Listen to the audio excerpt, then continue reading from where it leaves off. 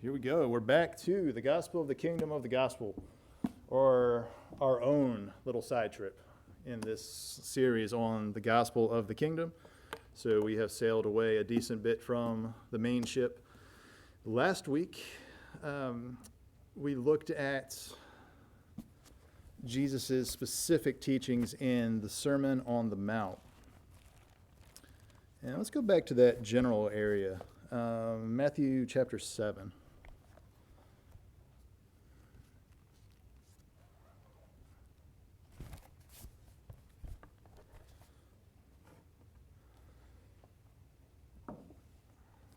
So we've done the historical overview of what God intended for people to be and put his image on them to be.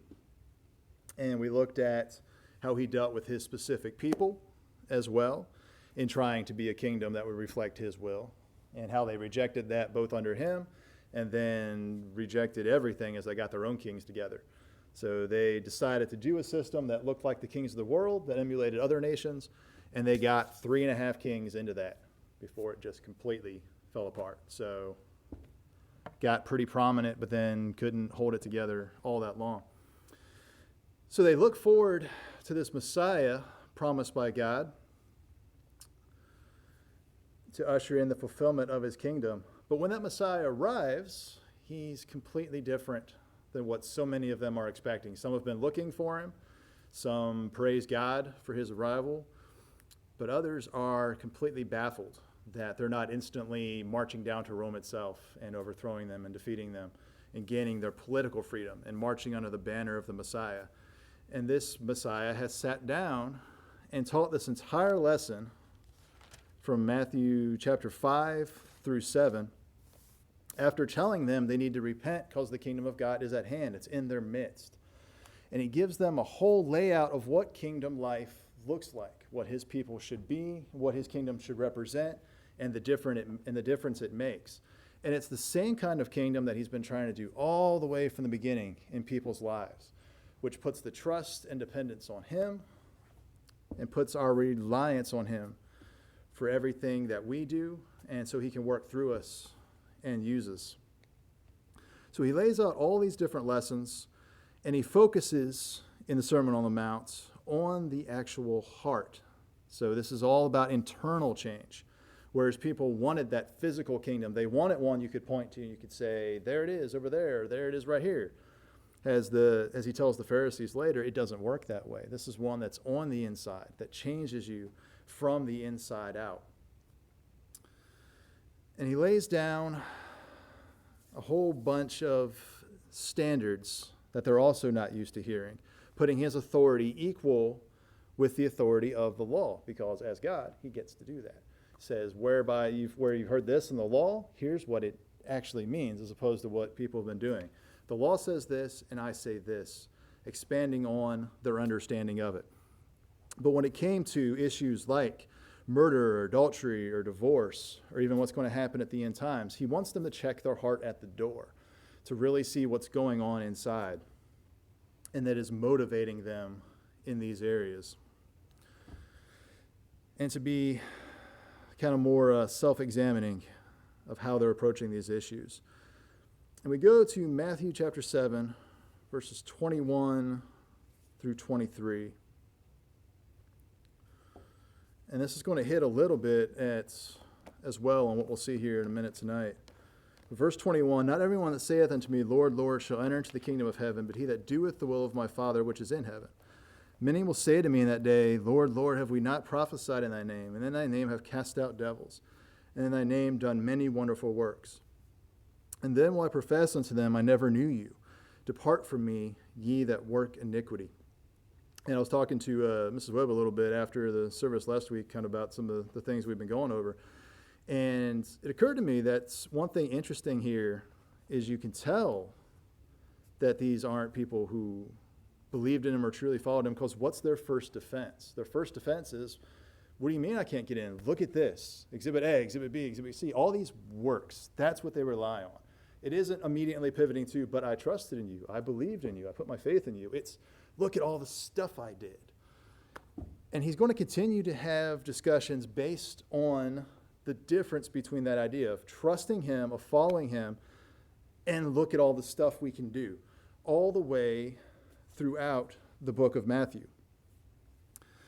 And so when we come tonight to Matthew chapter 13, we've gone through a whole bunch more sayings, a whole bunch more discussions with the religious leaders, kind of circling around a lot of the same topics. He's even sent out his disciples to go tell others of the kingdom, of the good news of the kingdom, and to bring his teaching and even healings to those cities, to expand the reach. So he sent them out. He's had pretty animate discussion in chapter 12 with the religious leaders, again, getting them to look at their hearts, or trying to see the kind of fruit they're producing and calling them out for what they haven't produced and where they failed in those areas so far. And when he gets to Matthew chapter 13, he's been speaking pretty plainly for all of these chapters beforehand. But now we're in the middle of the book.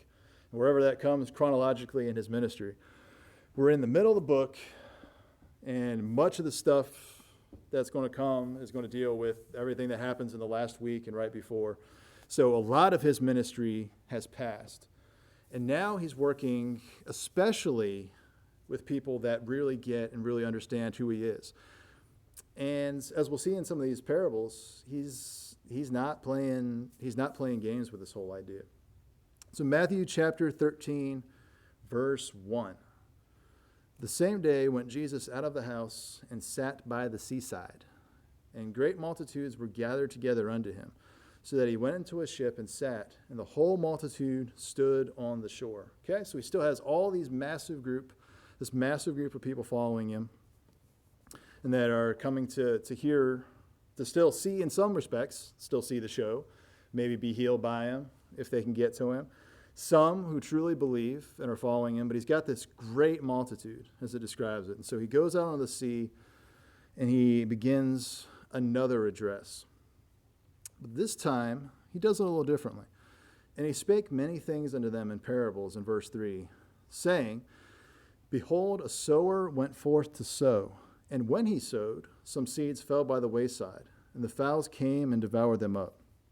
Some fell upon stony places, where they had not much earth, and forthwith they sprung up, because they had no deepness of earth. And when the sun was up, they were scorched, and because they had no root, they withered away. And some fell among thorns, and the thorns sprung up and choked them. But other fell into good ground, and brought forth fruit, some 100-fold, some 30-fold, or some 60-fold, some 30-fold. Who hath the ears to hear, let him hear. Or basically, listen up. So the disciples, in verse 10, asked the natural question. And the disciples came and said to him, Why do you talk so much in parables? Why do you speak so much in parables? And he gives kind of a surprising answer for someone who's claiming to be the Messiah. Verse 11, he answered and said unto them, Because it is given unto you to know the mysteries of the kingdom of heaven, but to them it is not given. For whosoever hath, to him shall be given, and he shall have more abundance. But whosoever hath not, from him shall be taken away even that he hath. Therefore speak I to them in parables, because they seeing see not, and hearing hear not, neither do they understand. And in them is fulfilled the prophecy of Isaiah, which saith, By hearing ye shall hear, and shall not understand, and seeing ye shall see, and shall not perceive.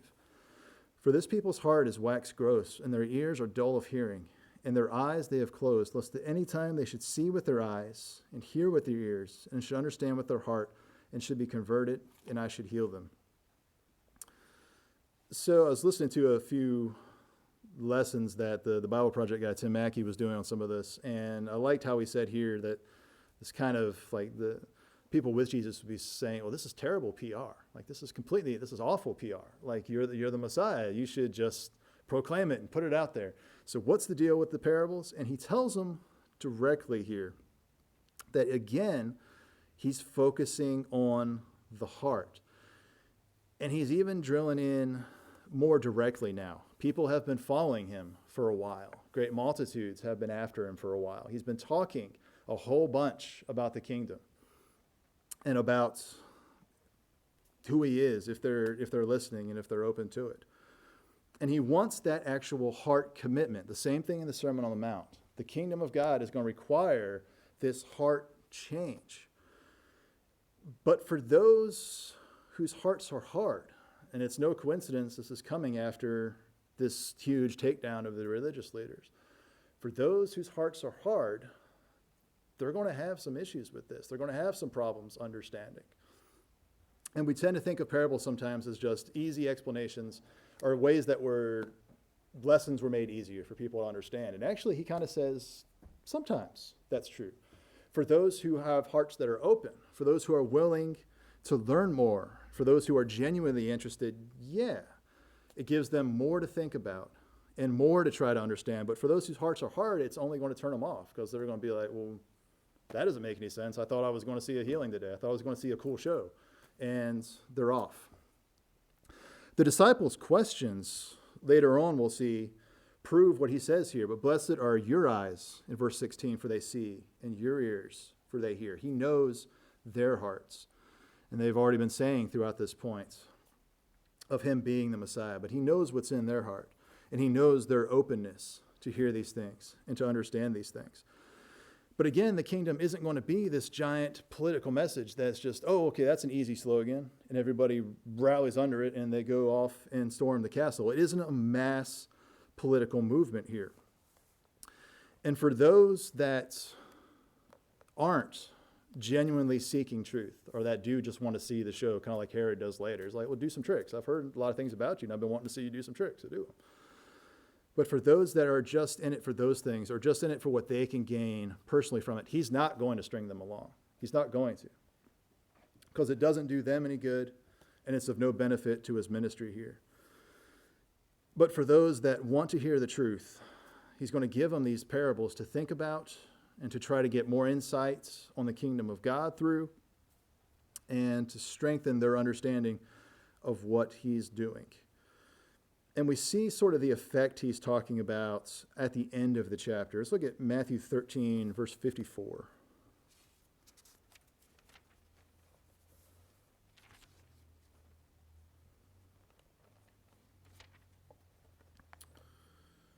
Or 53. And it came to pass that when Jesus had finished these parables, he departed thence. And when he was come into his own country, he taught them in their synagogue, insomuch that they were astonished, and said, whence hath this man this wisdom and these mighty works? Is this not the carpenter's son? Is not his mother called Mary, and his brethren James and Joseph and Simon and Judas? And his sisters, are they not all with us? Whence then hath this man all these things? And it's kind of the attitude they've had before. It's like, we know this guy. What's this all about?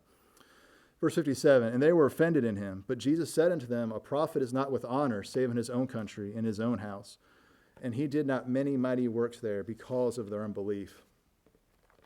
So for those that don't have the open hearts, that don't have the willingness to listen to him, that is taken away from them, that even what they already have, as he says there in verse 12.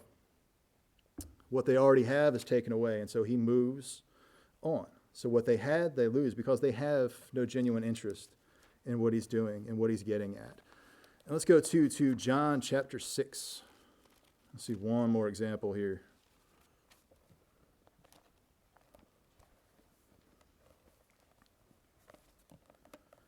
John chapter 6, verse 53. Then Jesus said unto them, verily, verily, I say unto you, except ye eat the flesh of the Son of Man and drink his blood, ye have no life in you. Whoso eateth my flesh and drinketh my blood hath eternal life, and I will raise him up at the last day. For my flesh is meat indeed, and my blood is drink indeed. He that eateth my flesh and drinketh my blood dwelleth in me, and I in him. As the living Father has sent me, and I live by the Father, so he that eateth me, even he shall live by me. This is that bread which came down from heaven, not as your fathers did eat manna and are dead. He that eateth of this bread shall live forever. And so people are having a natural reaction, which is, what? Like, what exactly is he talking about here? Like, this is not what we signed up for. And he hears it, even asks in verse 61 if this saying offends. But then go down to verse 66. From that time, many of his disciples went back and walked no more with him. It got hard at that point. It wasn't something that was just clearly a miracle or clearly the same. It was something that took more investment, took actually genuinely seeking him. And if it's someone that you believe is the Messiah, even if they say something a little goofy, you're going to stick around to figure out what that means and to try to learn more about it. But instead, they walk away. Then he asked the disciples, then said Jesus unto the 12, will you also go away? Then Simon Peter answered him, Lord, to whom shall we go? Thou hast the words of eternal life, and we believe and are sure that thou art that Christ, the Son of the living God. And there's the difference that he's talking about when he introduces the parables. That for some, even what they have is going to be taken away because they're not in this for true understanding. But you guys, blessed are your ears, for you hear, and you're seeking the truth, and you're realizing the truth. So let's go back to Matthew chapter 13.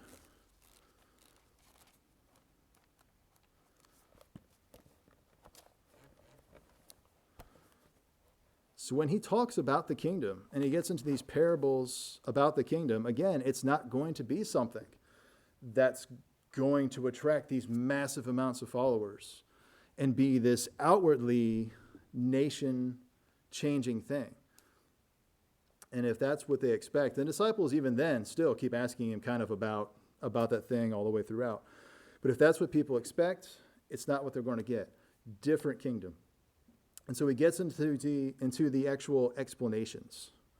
So this is one reason why I'm glad the disciples ask about these things sometimes, because he gives explanations for them. And he says in Mark 4 that this parable of the sower is kind of key to understanding all the other ones. He's like, if you don't know this parable, how are you going to get the other ones? But let's look at verse 18 here. Actually, back to verse 17 in Matthew chapter 13. For verily I say unto you that many prophets and righteous men have desired to see those things which ye see and have not seen them, and to hear those things which ye hear and have not heard them. Hear ye therefore the parable of the sower. When anyone heareth the word of the kingdom, and understandeth it not, then cometh the wicked one, and catcheth away that which was sown in his heart. This is he which receives seed by the wayside. But he that received the seed into stony places, the same is he that heareth the word, and anon with joy receiveth it. Yet he hath not root in himself, but dureth for a while. For when tribulation or persecution ariseth because of the word, by and by he is offended. He also that receives seed among the thorns is he that heareth the word, and the care of this world and the deceitfulness of riches choke the word, and he becometh unfruitful. But he that receives seed into the good ground is he that heareth the word, and understandeth it, which also beareth fruit, and bringeth forth some 100-fold, some 60, some 30. And it hits on this idea one more time of before we get into all these teachings, check your heart at the door. How are you hearing these things? What's going on inside? How are you going to receive this kingdom? How are you going to react to this kingdom? And another thing I like that Mackie did was he talked about the Charlie Brown example with how adults always sound in Peanuts whenever you watch it.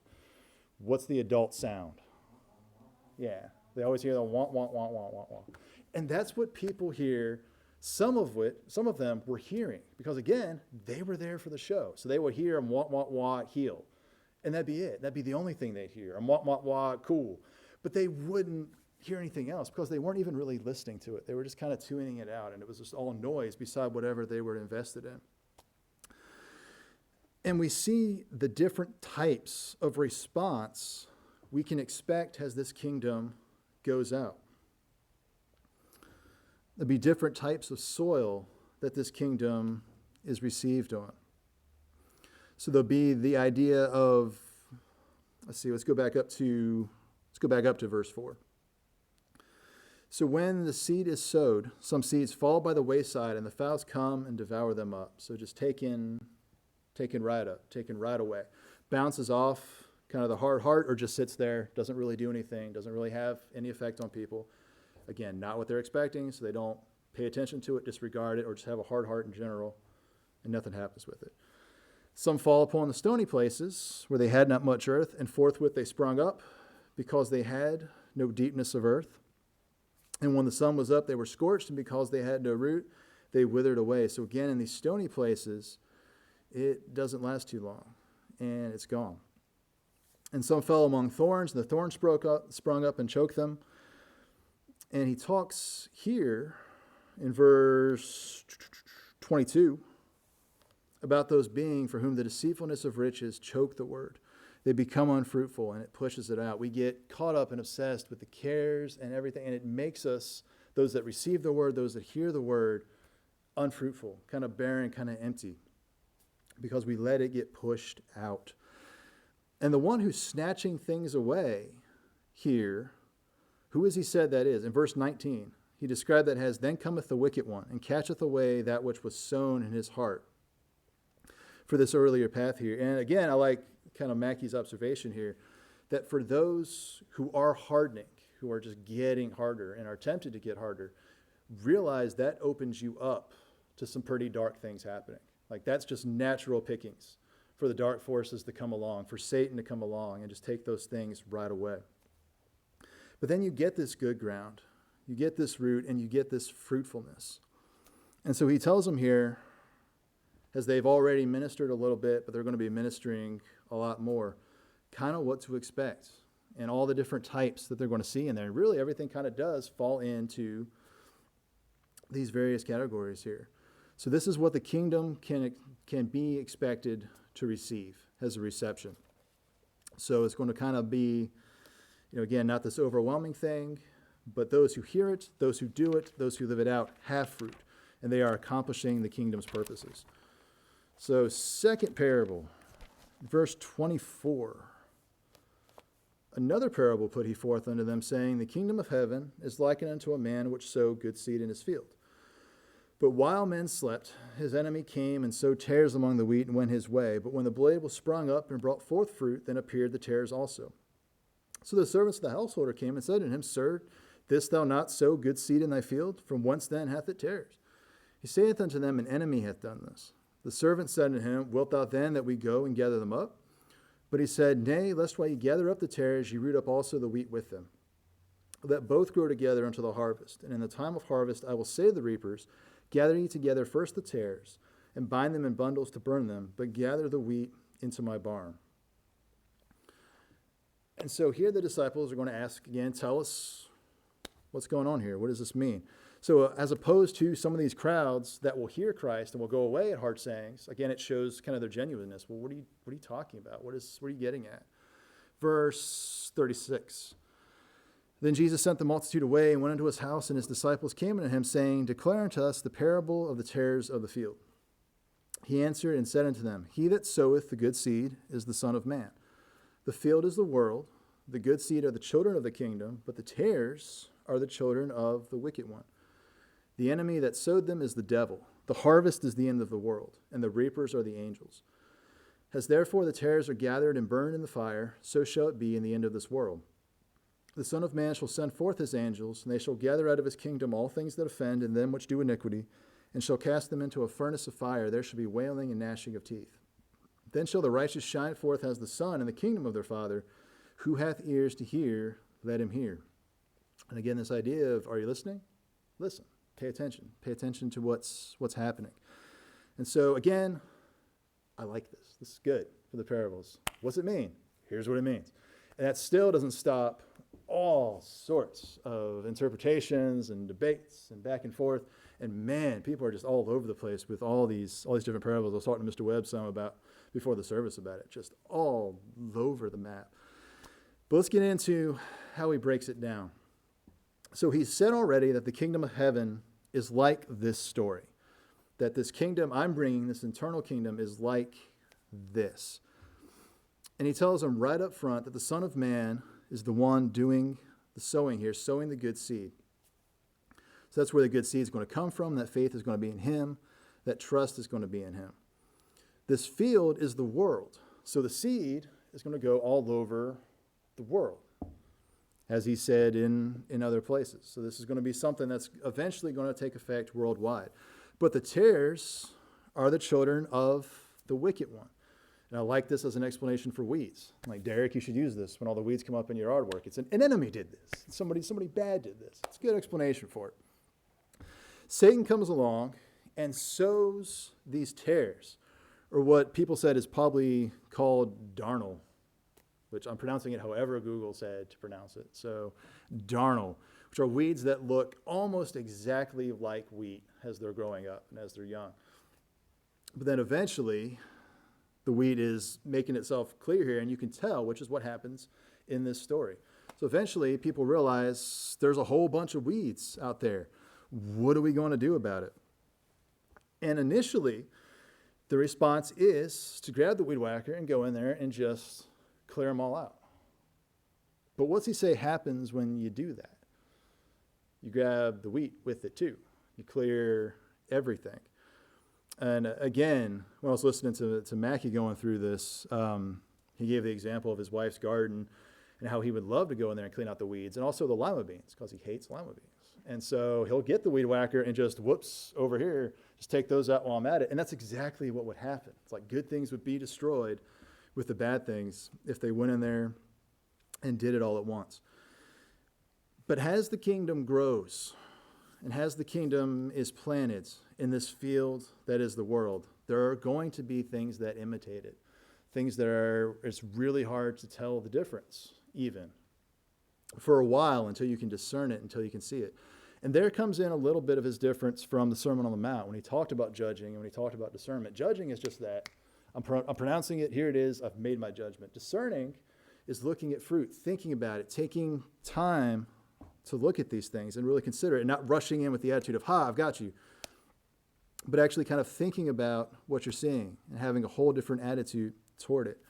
But these things look really close to the children of the kingdom, specifically planted there by Satan to look that way, to throw people off. If he can't stop the kingdom, he can at least try to mess with it here. And he resists what our temptation, or tells us to resist what our temptation would be, which is we can go in there and we can stamp them all out and we can clear them all out by ourselves and we can just take care of that. But what happens when you do that? You mess the whole thing up. You destroy the whole field. You catch up the bad with the good, and you destroy lives in the meantime, which is part of Satan's intent. He wants us to have that triggering reaction of we're just going to go physically stamp them out and take care of them. And I kind of contrast it as the difference between what we're supposed to be doing, which is speaking the truth in love, putting the truth out there, and when we see error, helping people through it, like that, again, that internal heart intent of working with people. So we work with people, we try to help them out, we try to put the truth out there lovingly, and we can say when there's error out in the world. The difference between that and going down and physically burning down somebody's church or ministry and just taking it out, which people would love to do. There are some people that are kind of itching to do, but when you do that, you destroy wheat along with it. Whether that be new believers that may not understand things, or believers that are people that are truly saved, but maybe just following something in error, you can lead people into a lot more error and off track a lot further if you have this wrong reaction and go in there and determine to do it yourself, when instead Christ says, I'm going to be the one that will do the sorting. Let me take care of that. I will deal with it. I will address it. That's how this kingdom is going to work. Again, not a physical kingdom with an army that's going to go cutting people down, but a kingdom where the king, at the right time, in this full harvest, knowing the hearts and knowing the intents, will take care of it himself. So, parable number 3. And for that, we back up to verse 31. Actually, I should say before we do that, any thoughts so far? Corrections, changes, points of observation? All right. Verse 31. Another parable put he forth unto them, saying, the kingdom of heaven is like to a grain of mustard seed, which a man took and sowed in his field, which indeed is the least of all seeds, but when it is grown, it is the greatest among herbs, and becometh a tree, so that the birds of the air come and lodge in the branches thereof. Okay, so we get just a little two parables in 3 verses. Let's just go ahead and read verse 33 while we're at it. Another parable spake he unto them, the kingdom of heaven is like unto leaven, which a woman took and hid in 3 measures of meal, till the whole was leavened. So some of these have been considerably longer. Here we get 2 for the price of 3 verses. And again, interpretation, man, just all over the place. And I'll throw it as an aside, it's especially interesting to see, like, Mormon Church and others explain the parable of the wheats and the tares and all this kind of stuff. It's like, I don't think you guys are quite getting that one. But these, especially in just kind of this overview we're doing, we're going to stick to just the point he's making. And you know what? I think that's the point of the parables, is just stick to the point he's making here. Not every little bit is meant to be dissected, but man, do we like to do it. So he likens the kingdom to this grain of mustard seed, or the smallest seed they would have been familiar with, especially those who farm. And back then, when you wanted to talk about the least of something, that's how you referred to it, whether it's in here or even outside of the Bible in literature. If you're referring to the smallest of something, it was referred to as kind of as small as a mustard seed. And so, once more, the kingdom isn't this huge, massive thing that's going to come over the hill and we can point to it and say, aha, obviously that's the kingdom, but it starts very, very small. So small you can barely see it here. A man takes it and he sows it in his field. And again, from all of these, who's doing the sowing? So Christ doing the sowing here, God doing the sowing. And when he does, even though it's this tiny, tiny thing, it grows up into something massive. So big that the birds of the air come and lodge in the branches thereof.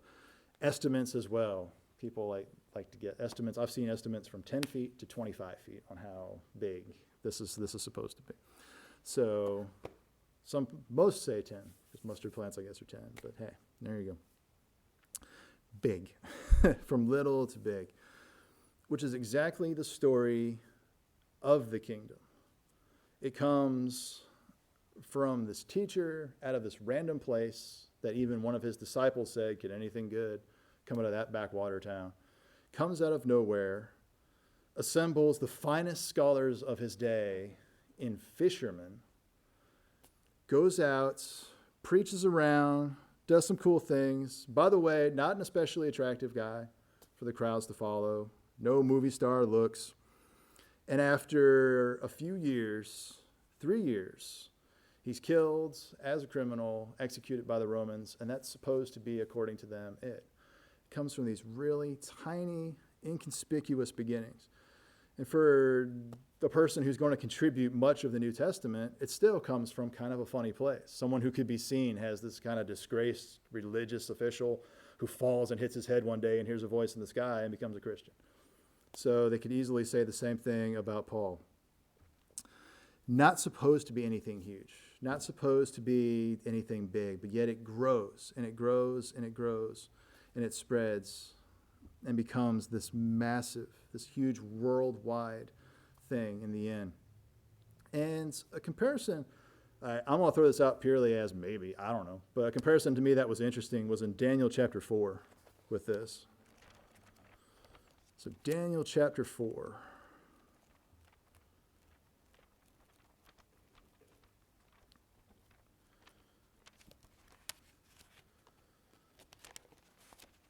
So Nebuchadnezzar is telling his second dream to Daniel. And in Daniel chapter 4, verse 10, he says, "Thus were the visions of mine head in my bed. I saw and behold a tree in the midst of the earth, and the height thereof was great. The tree grew and was strong, and the height thereof reached into heaven, and the sight thereof to the end of all the earth. The leaves thereof were fair, and the fruit thereof much, and in it was meat for all. The beasts of the field had shadow under it, and the fowls of the heaven dwelt in the boughs thereof, and all flesh was fed of it." And then in verse 20, Daniel tells Nebuchadnezzar, "The tree that thou sawest, which grew and was strong, whose height reached unto the heaven, and the sight thereof to all the earth, whose leaves were fair, and the fruit thereof much, and in it was meat for all, under which the beasts of the field dwelt, and upon whose branches the fowls of the heaven had their habitation. It is thou, O king, that art grown and become strong, for thy greatness is grown, and reacheth unto heaven, and thy dominion to the end of the earth." So it puts kind of an interesting parallel picture, in my head at least, as I read through it, of what at that time was this great kingdom and this greatest of line of kingdoms that were going to come, that had spread and had grown through all the earth and could bring so many resources to so many people. Only in that case, the tree gets chopped down and replaced by another kingdom later on, which is also replaced by another kingdom. But this tree stays. This tree sticks. And the birds of the air still come and launch in the branches thereof. And yeah, you'll even get interpretation on who the birds are and all this sort of stuff about it. But I was even thinking about that, is that in places where the kingdom really does make internal changes and where people are more receptive to it, you do tend to find more peace there and more rest there than in places that are incredibly hostile to it or outright hostile to it, kind of like the stony ground, again, in some more receptive ground. That it makes changes anywhere it goes. And sometimes some people rely on those, take those changes and make them cosmetic changes, but the word has effects wherever it goes. And the places where it goes, these birds of the air can come and they can lodge there. But great things come from small or unexpected beginnings.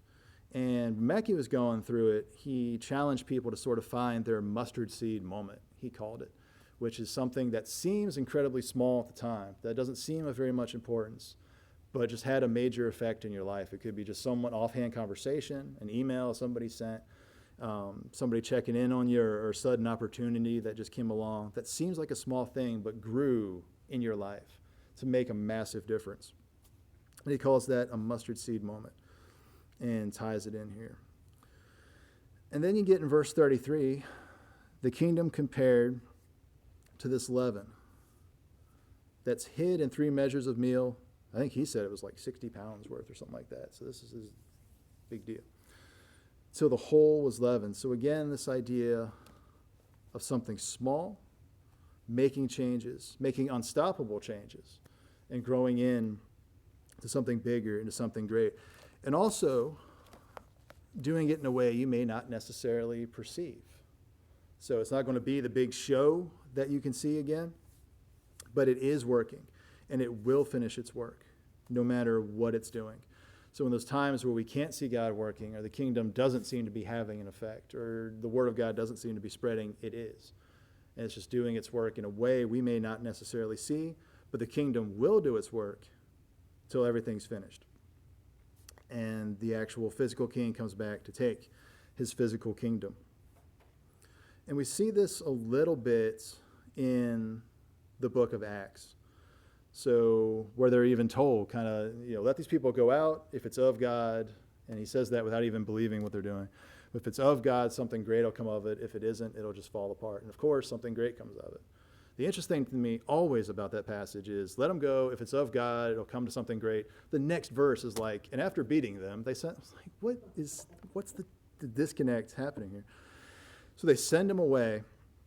And then, so in Acts chapter 5, they say this. And by Acts chapter 17, they're talking about people who have turned the world upside down. So this thing already, at that point, spreads. And in just the first few chapters of Acts, you have a kingdom going out from Israel and spreading all over the world. As people came there for Pentecost, were changed by the message, and took it back to their home areas. But then you have churches sprouting up all over the place. And this little tiny kingdom from this backwater town of Nazareth is worldwide by the end of the first book following the Gospels, and still growing despite the kind of best attempts to play whack-a-mole and stamp it out.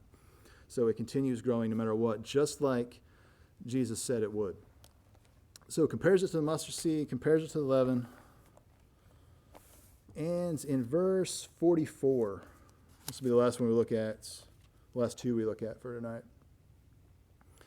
Verse 44, again the kingdom of heaven is likened to a treasure hidden in a field, the which when a man hath found he hideth, and for joy thereof goeth and selleth all that he hath, and buyeth that field. And again, in verse 45, the kingdom of heaven is likened to a merchant man seeking goodly pearls, who, when he had found one pearl of great price, went and sold all that he had and bought it. And so it was good to see most commentators here say, don't worry about this guy hiding stuff and buying this field and all that. Like, what's the point he's saying? It's like, good. Someone's interpreting the parable as, what's the point of what he's talking about? But these people finding this thing of ultimate value to them. And this kingdom being a kingdom that's worth giving everything up for. This first person here in verse 44 may be coming across it accidentally. Maybe he's just out working the field and boom, there's the treasure. Maybe he's out looking for treasure, because a lot of people would bury their treasure in their fields even back then, and finds it, but immediately has kind of this joy, this great joy from it, that he goes and gives up everything for it. And this person in verse 45, who is out deliberately seeking these pearls, who is looking for truth and seeking for truth in that sense. And the Bible's already promised that when you look for him with your whole heart, when you're honestly searching for him and seeking him, you will find him, guaranteed, end result. You will at least find the truth. And then it's up to you what you do with it here. But he hits on this idea that he reiterates elsewhere about giving our all for the kingdom, about it being worth everything to us. In fact, tells that rich young ruler who thought he was perfect, thought he was good, that the only thing he needed to do was sell everything he had and come follow him. The guy couldn't do it because he was so attached to those things. But here they give up those things that would mean everything else to them. This one guy finds this pearl of great price and stops seeking pearls. So he finds it, and he's found this thing of ultimate value. And so you get into different ideas still of what could be the field, could be the spiritual truth that many are missing, just like, this field that just looks like a little field. It's not anything, but when you dig deeper below the surface, there's the true treasure, kind of like some would have seen with Christ. And the Jews would have literally had that treasure in their backyard the entire time. And that treasure was even talking to them and trying to tell them the truth. But they went on with other things they thought were more important. But in both, the kingdom is enough. It ends up sort of being everything. So the kingdom takes priority, takes primacy, just like it needs to do in our hearts if we're going to reach our maximum effectiveness for God. And Paul talks about that same idea too, about it being worth giving it all up for the service of Christ and following him. So in a lot of these things, the gospel, the kingdom, comes in unexpected ways, but it always accomplishes its purpose. It always grows to what it's going to do. And that's because the sower knows what he's doing. And as we see in the one parable of the wheat and tares, is the one in ultimate control. And meanwhile, our job is to go out there and live out the kingdom and spread the kingdom and show the influence of it in our lives and tell people about this good news, this gospel of the kingdom. So next week, we'll knock off a couple more of these parables, and then we'll look at some of the ways that they went about spreading the kingdom. And that's kind of how we'll wrap this whole thing up, is the difference it made even in people that would have had their allegiance elsewhere, like Rome and other places, sort of like we did last week with Zacchaeus, which I could say it right this time. Get it out right. And how his heart was changed by Jesus living out the kingdom and living it out and showing us an example of how it should be lived out. All right, so again, we've barnstormed through a chapter, thrown a whole lot of stuff in there. Any thoughts? Anything extra to say, add, to fill a 7-Up break with? All right, cool. So next week, we'll wrap it all up and look one more time at the gospel of the kingdom of the gospel. And tonight, let's close in prayer. Father, we do